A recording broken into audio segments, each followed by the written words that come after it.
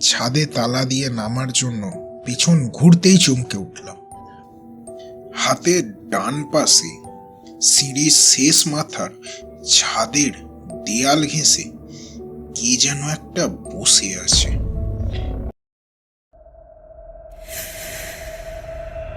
প্রেতপুর, ভয় পাবে যেখানে, ঘটনা আছে সেখানে।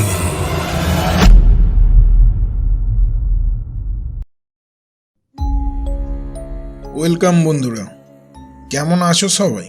আশা করছি নতুন বছর সকলের খুব ভালো কাটছে। আজকে প্রেতপুরের 6 নম্বর এপিসোডে আমি অরিজিৎ আছি আপনাদের সাথে। খুব ঠান্ডা পড়েছে বলুন। আজকে যে ঘটনাটা শোনাবো সেটা এমনই এক শীতের রাতে ঘটেছিল। ঘটনা শুরু করার আগে আপনাদের কাছে একটা বিশেষ অনুরোধ আছে। আপনারা কেমন ঘটনা ঠিক শুনতে চান সেটা আমাকে জানান কমেন্ট বক্সে। আর ঘটনা শুনে ভয় পেলে একটু লাইক করে দিন, তাহলে আমারও বুঝতে সুবিধা হবে যে আপনারা ঠিক কেমন ঘটনা শুনতে চাইছেন। আমাদের ঘটনা পাঠাতে হলে আমাদের মেল করুন আমাদের প্রেতপুরের অফিসিয়াল মেল prethpur.official@gmail.com। আপনি ভয়েস অথবা ঘটনা লিখেও পাঠাতে পারেন, যেটা আপনার সুবিধা মনে হয়। আর ভয়েস পাঠালে একটু ভালোভাবে অডিওটা রেকর্ড করবেন। ঘটনা পাঠানোর জন্য সমস্ত লিঙ্ক এই ভিডিও ডেসক্রিপশন সেকশনে পেয়ে যাবেন। তাহলে এই শীতের রাতে একটা গা ছমছমে ঘটনা শোনার জন্য সবাই প্রস্তুত তো? তাহলে চলুন শুরু করা যাক। আজকের ঘটনাটা পাঠিয়েছে দুর্গাপুর থেকে সৈকত। ঘটনাটা ঘটেছিল তার ছোটবেলায়। সে ঠিক যেভাবে লিখে পাঠিয়েছে আমি সেভাবেই পড়ছি। তখন জানুয়ারি মাস, বাইরে ভীষণ ঠান্ডা। সেদিন ছিল আবার পূর্ণিমার রাত তখন প্রায় 2টো বাজে। আমি গভীর মনোযোগ দিয়ে পড়ছিলাম। বাড়ির সবাই তখন গভীর ঘুমে আচ্ছন্ন। আমি থাকতাম কাকার সাথে।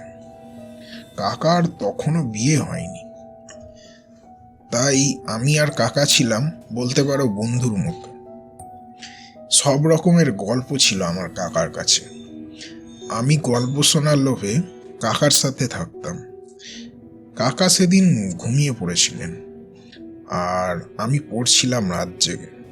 পড়তে পড়তে হঠাৎ শুনতে পেলাম ধূপধাপ শব্দ ভেসে আসছে।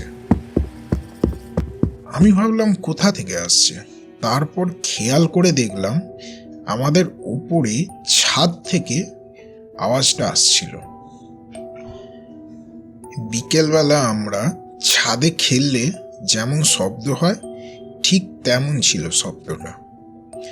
আমি বেশ অবাক হলাম, ভাবলাম এত রাতে ছাদে আবার কে খেলছে। এরকম বেশ কয়েকবার শব্দ হওয়ায় আমি কাকুকে ডাক দিলাম। কাকু নাক ডেকে ঘুমাচ্ছিল। কাকুর ওঠার নাম নেই। অনেকক্ষণ ডাকাডাকি করার পর কোনো রকমে মাথা তুলে বললেন, তুই গিয়ে দেখে আয় নাকি, ইঁদুর টিঁদুর হবে হয়তো, আমায় ঘুমোতে দে। তেমন এই বলে কাকু আবার নাক ডাকতে শুরু করে দিল। কি আর করি, এদিকে ছাদের শব্দ প্রায় দৌড়াদৌড়ির পর্যায়ে পৌঁছে গেছে। আমি আশ্চর্য হয়ে খেয়াল করলাম আমার এখন আর তেমন ভয় করছে না। ছোটবেলায় মানুষের এক আলাদাই কৌতূহল থাকে, তাই আমারও তখন দেখতে ইচ্ছা করছিল যে এত রাতে ছাদে কে দৌড়াদৌড়ি করছে। আমাদের রান্নাঘরের দেওয়ালে মা ছাদের চাবিটা ঝুলিয়ে রাখতেন। আমি ঘর থেকে বের হয়েই ছাদের চাবি নিলাম। আমাদের ফ্ল্যাট থেকে বের হতেই লেফট সাইড দিয়ে উঠে গেছে ছাদের সিঁড়িটা। প্রতিটি বারান্দায় তখন আলো জ্বলছিল। রাতে আমাদের ফ্ল্যাটের বারান্দায় আলো জ্বালিয়েই রাখা হয়। 3 তলার বারান্দা ঘুরে তারপর আমাদের ছাদের সিঁড়ি। আমি ছাদের সিঁড়িতে ওঠার পরও আমার কোনো ভয় লাগছিল না।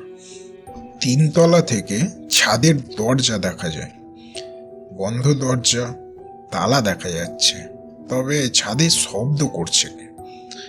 আমি ছাদের তালা খুলে ফেললাম। দেখি এই কনকনে ঠান্ডার রাতে চাঁদের আলোয় ছাদ ভেসে যাচ্ছে। ছাদে বের হলেই সামনেই রতন কাকাদের 3 তলা বাড়ি। ছাদের এ মাথা ও মাথা বেশ ভালো করেই দেখলাম, কেউ নেই।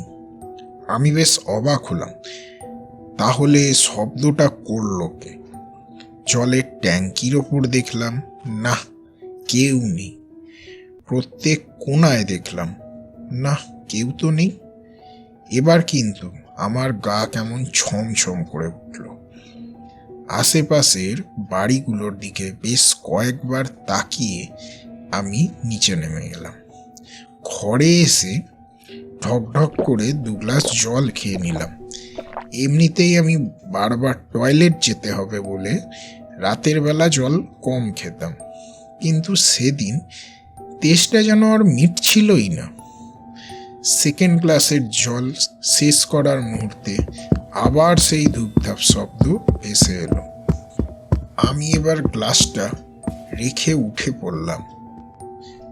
ছাদের সিঁড়িতে এসে দেখি ছাদে তালা মারাই আছে, দরজা বন্ধ, কিন্তু দরজার ওপাশে কে যেন একটা দৌড়াচ্ছে। আমি ভয়ে ভয়ে তালা খুলে ছাদে এলাম। আবারও চাঁদের আলো চোখ ভেসে গেল, তার ওপর ঠান্ডা তো আছে। আমি পুরো ছাদ বেশ ভালো করে দেখে নিলাম, না, কেউ নেই। নিজেকে কেমন বোকা বোকা মনে হলো। নিজেকে এক প্রকার সান্ত্বনা দিলাম, হয়তো রাতে জেগে পড়ার ফলে উল্টোপাল্টা শব্দ শুনছি। ছাদে তালা দিয়ে নামার জন্য পেছন ঘুরতেই চমকে উঠলাম। হাতের ডান পাশে সিঁড়ির শেষ মাথার ছাদের দেয়াল ঘেঁষে কে যেন একটা বসে আছে, ঠিক যেন একটা অন্ধকার অবয়ব। আমার বুক তখন হাঁপড়ের মতো ওঠানামা করছে। আমি কোনো রকমে জিজ্ঞাসা করলাম, কে কে রে ওখানে?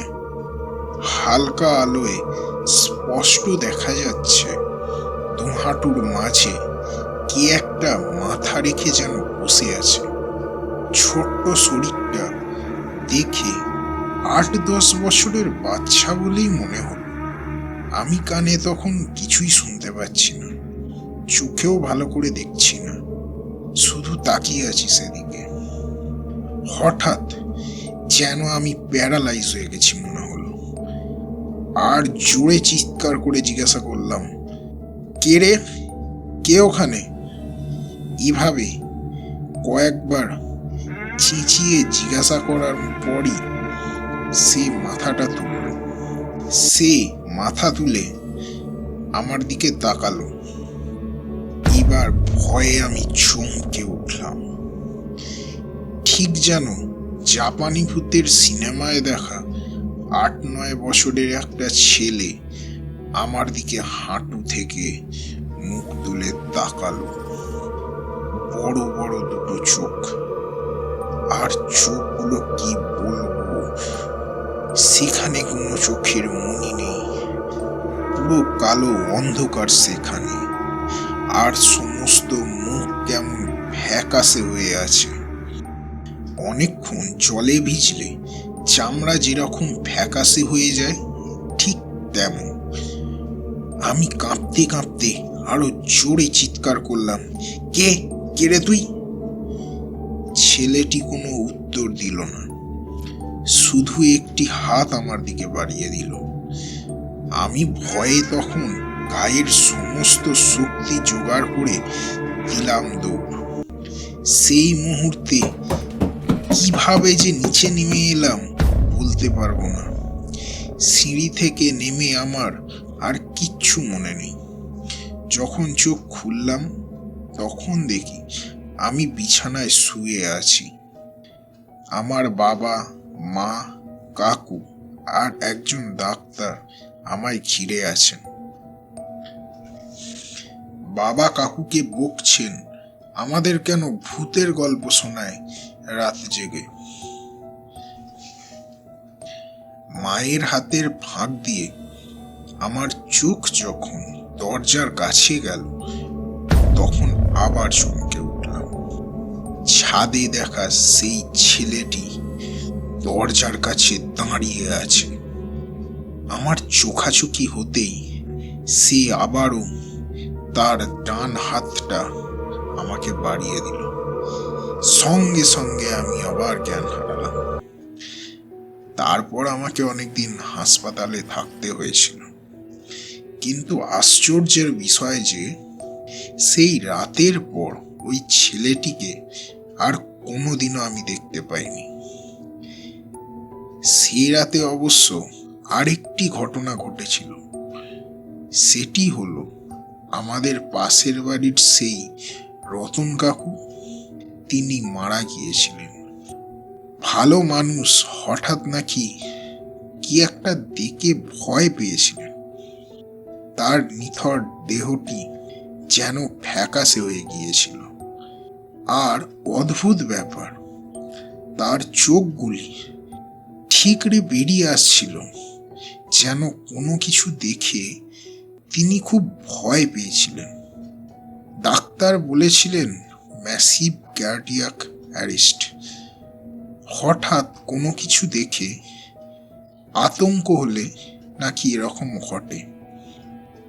কিন্তু আমি জানতাম যে তিনি কি দেখেছিলেন সেই দিন।